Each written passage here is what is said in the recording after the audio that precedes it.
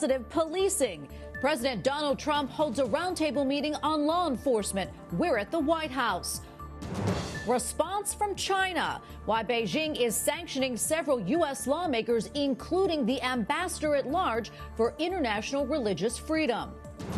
No longer a museum. Reaction after the president of Turkey converts Hagia Sophia, a former cathedral, back into a mosque. And traveling with Christ. Pope Francis has advice on how to overcome worldly distractions. On EWTN News Nightly for Monday, July 13th, 2020.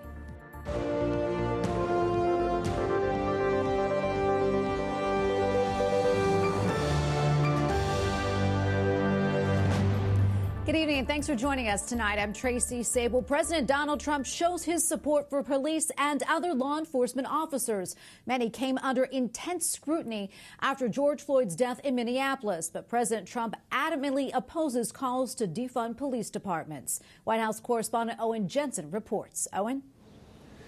Tracy, this past weekend, sadly and tragically, 2 officers in Texas lost their lives responding to a domestic call. Now, today, President Trump here at the White House held a roundtable emphasizing the critical role police officers have in society. At the White House, President Donald Trump holds a law enforcement roundtable. Reckless politicians have defamed our law enforcement heroes as the enemy.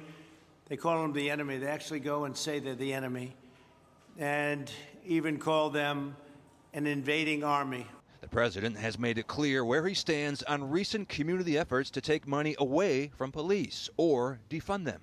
My administration is pro-safety, pro-police, and anti-crime. Meanwhile, the coronavirus. Florida reports 15,299 new confirmed cases in a single day, a record. And while deaths from the virus have been rising, especially in the South and West, they are still well below the heights hit in April. We have, had our trajectory taper off. We've bought some more time. In Austin, Texas, worries concerning overwhelmed intensive care units. But if anybody's listening now from Austin, now is not the time to take the foot off the brake. We are on the edge. And with the start of school right around the corner, the administration is pushing hard to make it happen. Some districts going hybrid, a mix of online and in person. Others plan to go in person full time. Kids need to be in school. They need to be learning. They need to be moving ahead. And earlier today at the White House, Press Secretary Kayleigh McEnany briefed reporters. We're surging personnel to Arizona, Texas, California. We already have people working in Florida. So we are aggressively on the ground reacting to this virus, and we're encouraged to see the declining mortality compared to a few months ago. Back to that roundtable for a second. One church pastor there from a small town in Tennessee told President Trump his congregation gave each police officer in their town $1,000 to show their appreciation. One officer returned the money because he wanted to help pay an elderly gentleman's bills. Tracy? Okay, thank you so much, Owen. White House correspondent Owen Jensen reporting for us tonight. Well, the Chinese government announced this morning that it will ban 4 American officials from entering China. This comes in retaliation for sanctions imposed by the U.S. on 3 Chinese officials over human rights abuses. Capitol Hill correspondent Eric Rosales reports. Eric? Well, Tracy, the 4 U.S. officials that are banned from the country of China include Senators Marco Rubio, Ted Cruz, and Representative Chris Smith, and the U.S. Ambassador to International Religious Freedom, Sam Brownback. Now, Chinese officials say that the U.S. has certainly damaged its relationship with China, but lawmakers say that China needs to be held accountable for its human rights abuses. All have camps. In northwest China, credible reports indicate over 1 million Uyghur Muslims are being held in detention camps because of their religious beliefs. There is a reasonable basis to believe that crimes against humanity are being committed. We know forced labor is widespread and systematic and exists both within and outside the mass internment camps. Democratic Congressman Jim McGovern chairs the Congressional Executive Commission on China and sponsored H.R. 6210, ensuring that goods made with forced labor in the People's Republic of China do not enter the United States market. Republican Senator Marco Rubio is McGovern's co-chair on the commission.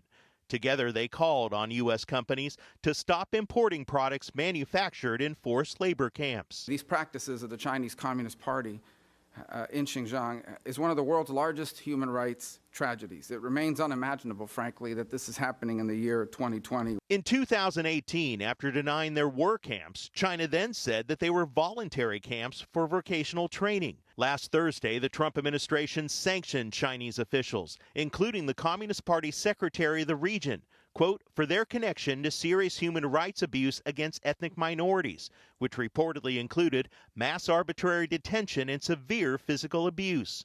In a statement, Treasury Secretary Steven Mnuchin said the United States is committed to using the full breadth of its financial powers to hold human rights abusers accountable in Xinjiang. McGovern and Rubio welcomed the sanctions, adding, quote, it is essential that our allies around the world take similar action on behalf of ethnic minorities suffering mass internment, forced labor, coerced sterilization, and forced renunciations of faith. Congressman Chris Smith has condemned China for its gruesome violent attacks against women. He is also calling on the Olympic International Committee to remove China from the 2022 Winter Olympics. Tracy? Correspondent Eric Rosales reporting from Capitol Hill tonight. Thank you so much, Eric. The conservative Catholic president of Poland wins a second term in a very tight runoff election. Niech żyje Polska! Niech żyje Polska! Andrzej Duda barely won yesterday's vote. It was the closest election in Poland since 1989. The conservative Duda stressed traditional values during the campaign. His challenger was the liberal and pro-EU mayor of Warsaw. The Prime Minister of Israel is once again promising quick help for the self-employed after thousands protested against the government's response to the coronavirus pandemic. Benjamin Netanyahu says workers will get an immediate stimulus payment with more to come over the next year. 10,000 protested in Tel Aviv yesterday. They are angry at the deepening economic crisis. Unemployment in Israel has surged over 20%, and Netanyahu's popularity has fallen. China arrested the organizers of the vigil honoring victims of Tiananmen Square massacre. The vigil is held every year on the June 4th anniversary, but was banned this year for the first time.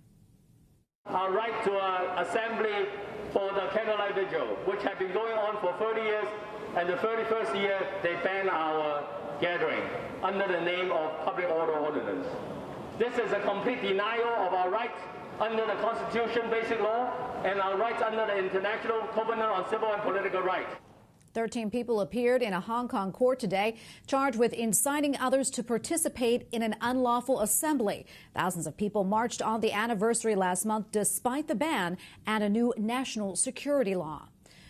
British Prime Minister Boris Johnson is encouraging the use of face coverings inside of stores and shops. He is also laying out his plans to prevent a second wave of infections. As we move to the next stage of our fight against coronavirus, we'll be able to replace national lockdowns with individual isolation and, if necessary, local action where there are outbreaks. And while Johnson says everyone should wear a face mask, he has not said if masks are mandatory. The Prime Minister is also outlining how the government plans to enforce its advice over the next few days. Officials in Mexico City say the number of COVID-19 deaths is now over 35,000. It would make it the country with the fourth highest total behind the U.S., Brazil, and the UK. Mexico's deputy health minister says the number of confirmed cases in the country is now almost 300,000. Cardinal Peter Turkson yesterday honored those whose jobs are on board ships at sea. He also highlighted the difficulties they have faced during the COVID-19 pandemic. His Eminence noted crew members already live a life of isolation. Because of the pandemic, some were actually refused entry into countries over fear that they were carrying the coronavirus. The remarks were part of an annual event at the Vatican called Sea Sunday. Andrea Gagliarducci, Vatican analyst for EWTN News, joins us now from Rome. Thanks so much for joining us today, Andrea. So tell us, what is Sea Sunday and why is it so important to the Church? Well, it is important because, first of all, it is an ecumenical meeting, an ecumenical appointment. It was established back in 1975, so it's the 45th anniversary of the establishment of the Sea Sunday, by the Anglican level, the Free Church level, and the Catholic Apostoleship for the Sea.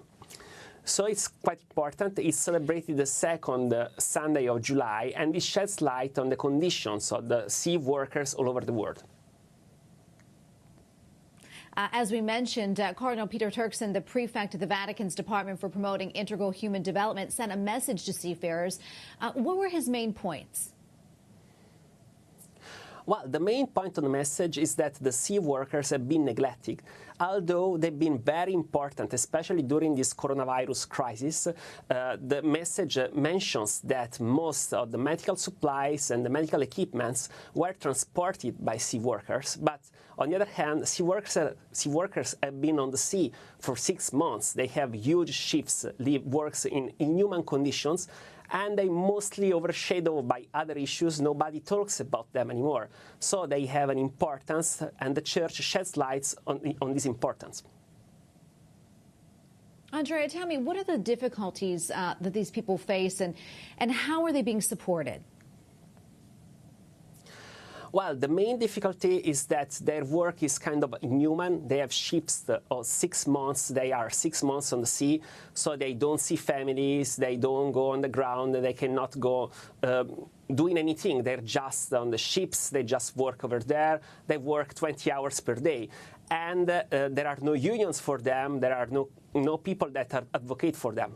The Catholic Church, on their hand, with the Apostoleship for the Sea, they work for advocacy. They work toward governments to help them to have more important conditions. Then they have chaplaincies of the sea, the so-called chaplaincies of the sea.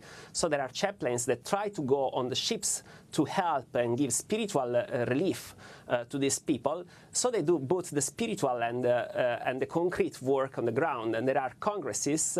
It's been a work that the Church has been doing. It's work that the Church has been doing for 100 years. It's the 100th anniversary of the Apostoleship for the Sea. Andrea, before I let you go, I'm curious, did Pope Francis say anything about Sea Sunday yesterday? Well, Pope Francis spoke about the Sea Sunday, obviously, because there was a message, and the Pope just said that he was thinking about the sea workers, and he sent them their prayers. In fact, even the Dicastery for Integral Human Development composed a special prayer for this day. Well, Andrea, thank you so much for your time. We always appreciate you coming on. Andrea Galeoducci, Vatican analyst for EWTN News. Thank you again. Thank you. Coming up, a closer look at Turkey's decision to turn a historic building and former cathedral into a mosque.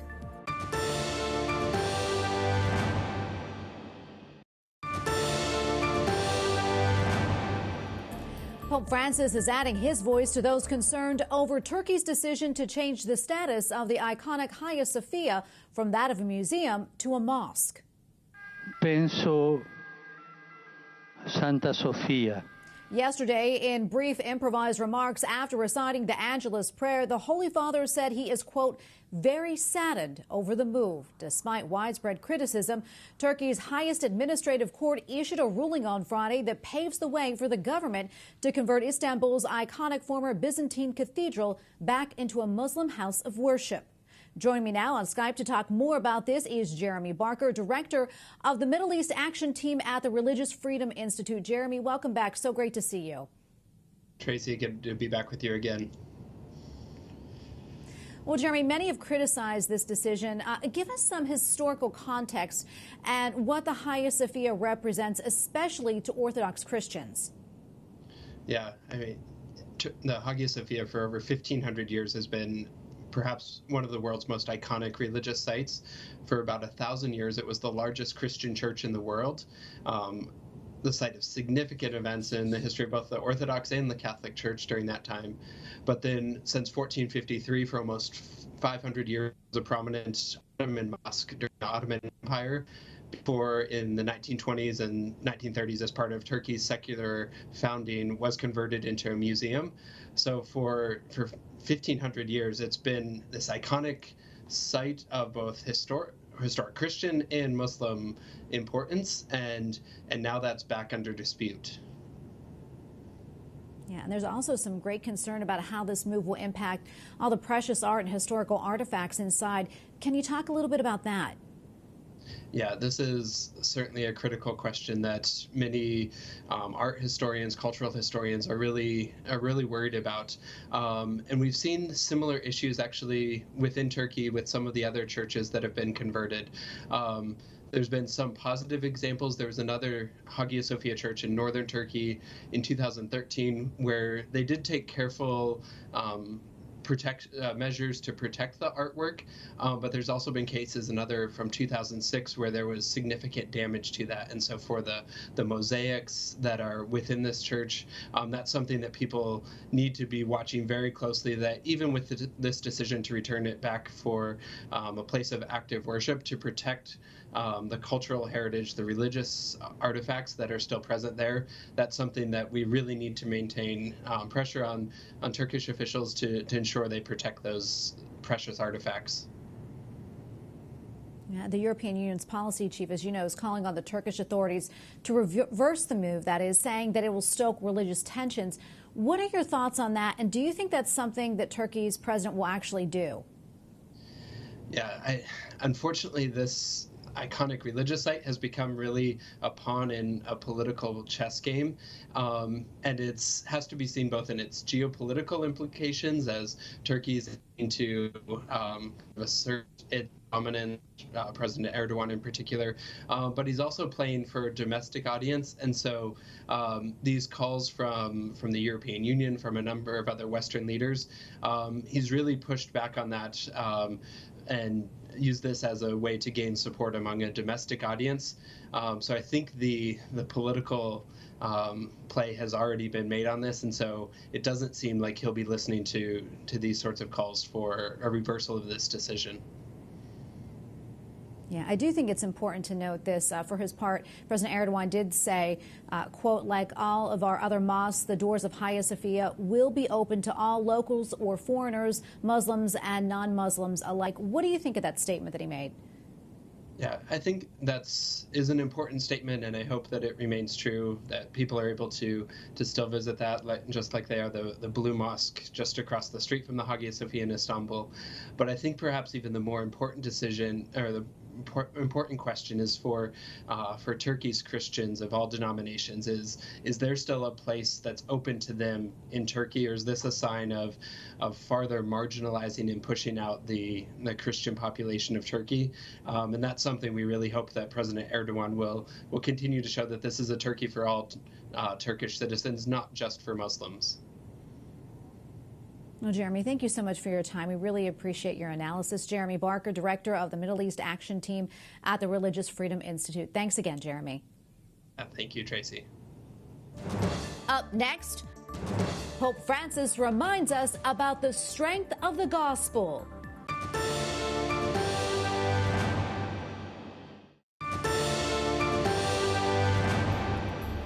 The governor of California has ordered churches, gyms, and hair salons closed in most places in the state as the coronavirus cases keep on rising. Governor Gavin Newsom has also extended the closure of bars and indoor dining.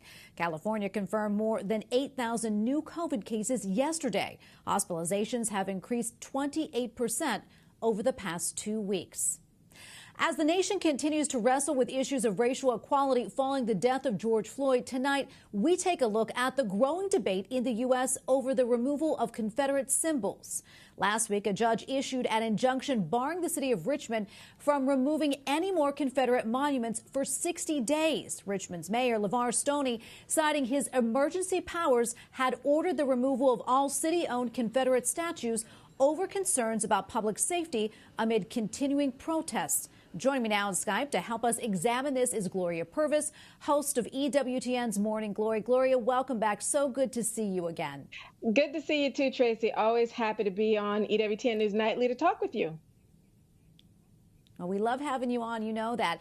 Well, you and I have spoken before about the tragic death of George Floyd and the progress needed to go forward. Do you think the removal of Confederate symbols are a step in that direction?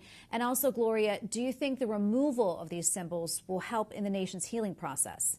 Well, I think we have to look at why these symbols were put in place in the first place. People perhaps are familiar with the cult of the lost cause myth, which is where people are trying to rewrite history to say that the Civil War was about states' rights, not about owning slaves, even though if you look in the Articles of Secession by the slaveholding states, they make it clear that they are leaving the United States over their right to own slaves. This cult of the lost cause rewrites history to say that that wasn't the case. It was simply states' rights. It was not about slavery. They try to paint this as an epic battle between two civilizations, with the South, while losing, still being the superior civilization because it had values of men having honor and women being chaste and faithful, and enslaved persons being happy and subservient and deferential to whites. And they thought that their way of living was a model for race relations. And so, as a part of trying to vindicate the cause of the Civil War, people who wanted to embrace the lost cause mythology and promote it, not only pursued educating children in the lost cause myth, but they also raised these monuments as evidence of the sacredness of the cause of the South in the Civil War.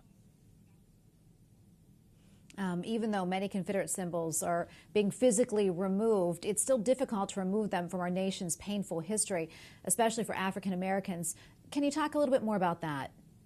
Well, yes. I mean, if the whole purpose of the lost cause mythology and the erecting of these monuments was to remind people of the Southern way of life, the traditional values and beliefs, and that would not be defeated in the Civil War, it's reminding African Americans that their view of us is that we were happy, faithful, being enslaved, and that we preferred our role in the society as deferential to white. And it completely glosses over the gross abuse of enslaved persons as human beings, the rape, the murder, the breakup of the family, all for money. And these things are a sad part of our nation's history, and particularly grievous to African Americans and other people of goodwill who recognize that enslaving human beings is contrary to what a human person is supposed to be if they're made in the image and likeness of God. And so it's not just African Americans, but also those who are of goodwill and prefer historical truth recognize that the myth of the lost cause is one that has no place in our country. Yeah, and Gloria, I'm sure you know there are some people who feel that the Confederate symbols are part of our American history and should be preserved just for that reason. What do you think about that, and how can we move forward taking both those viewpoints into account?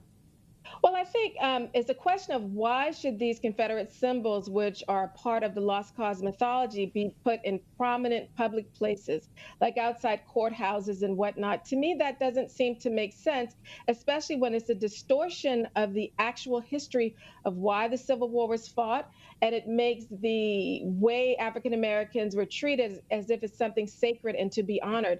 Now, if they want to keep them in Confederate graveyards and at Confederate battlefields, that's one thing, but to put them in revered places of public honor, I think is a wrong move for us. And also, let's be clear, we still have our history books. This history will not be lost in terms of the accuracy of why the Civil War was fought and what relations were like in the South for African Americans. That history will not be lost. We still have history books, and people are still writing books about the Civil War. And in fact, one book I would recommend to our viewers would be Kevin Levin's Myth of the Black Confederate. It's still one of those myths that's out there that African American enslaved persons willingly fought as soldiers for the Confederacy, which was not true. So we have a lot of new scholarship out there, even further dismantling the myth of the lost cause. We can keep the history, but let's make it truthful. Well, Gloria, thank you so much for coming on. We always appreciate your insight. Great to see you. Gloria Purvis, host of EWTN's Morning Glory. Thanks, Tracy. A Florida man is charged with attempted murder and arson after allegedly setting a church on fire while parishioners were inside. The Marion County Sheriff's Office says 24-year-old Stephen Shields rammed his minivan through the front door of Queen of Peace Catholic Church in Ocala, Florida, and then lit a fire with people inside. Fortunately, everyone inside got out okay. In California, the 240-year-old Mission San Gabriel Archangel was severely damaged in a fire over the weekend. And the Archbishop of Los Angeles is asking for prayers. His Excellency Jose Gomez visited the church early Saturday morning. A 4-alarm fire destroyed the roof, and Archbishop Gomez says much of the old church is ruined. It was founded by St. Junipero Serra back in 1771. No word yet on the cause. And finally tonight, Pope Francis says when we embrace the Word of God, we acknowledge Christ existed as a human being. Se vogliamo con la grazia di Dio possiamo diventare terreno buono. At a Sunday address to pilgrims at the Vatican, the Holy Father suggested we carry a pocket-sized copy of the Gospel. Doing so allows us to read the words of Christ every day. It will help us not become distracted from worldly things and instead to spread God's love to those around us. We thank you for watching tonight. For the entire EWTN News Nightly team, I'm Tracy Sable. Good night and God bless.